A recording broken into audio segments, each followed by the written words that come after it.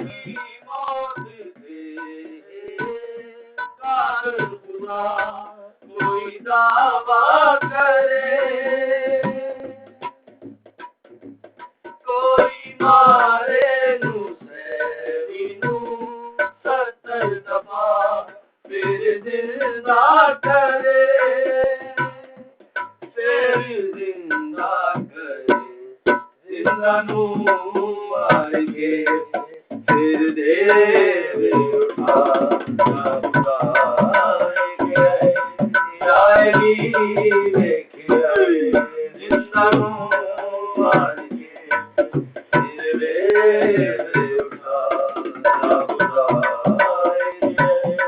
जाएगी देखे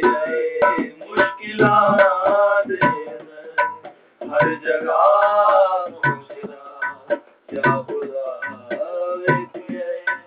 या